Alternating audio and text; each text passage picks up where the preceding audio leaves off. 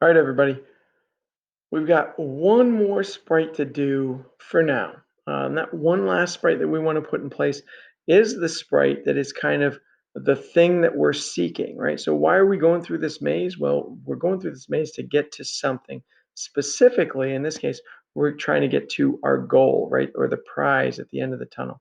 So this sprite, we're not we could create something if we wanted to. We could get something off the internet if we wanted to. What I'm going to do right now is just go to my Sprite button and just search, right? So I'm going to search for something that I would go after, right? And so that to me automatically brings up food. And like already I see a bunch of foods that I'd love. Cheesy puffs, for instance, sound really awful and would make my fingers orange, but a donut does sound delicious. So I'm going to go with a donut. And here's what I want you to notice.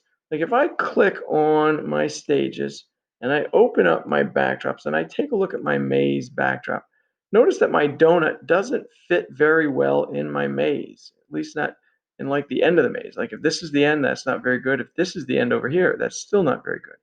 So the first thing I want to do is I want to show you a couple ways to resize it. So one is we can drag a box around all of this and then resize and recenter and all that kind of thing.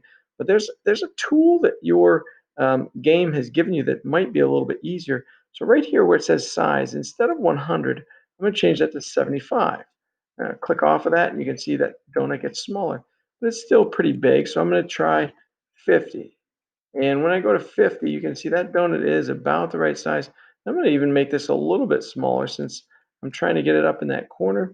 So I'm going to go to 40 as the size and then drag this donut up here and look, it just about fits like I would like it to in that corner. Um, Maybe even go to 35 or 30 for the size. But again, this is a question of what you want your game to look like and how you want things to fit.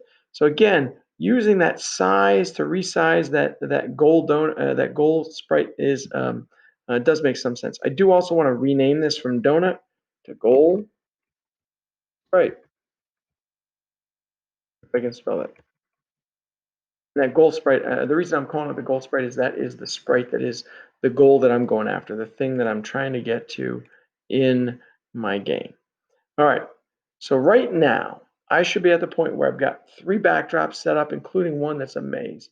I should have 4 sprites set up, a start button, a reset button, a goal, and my player sprite that Mr. Kizuka showed us how to set up. So all of those things should be in place, which means the next thing that we're looking at is actually writing code that will begin to define how this game works, how this game plays, and the kinds of events that take place within this game. So pretty excited about where you guys are, excited to see what you guys do as we continue forward.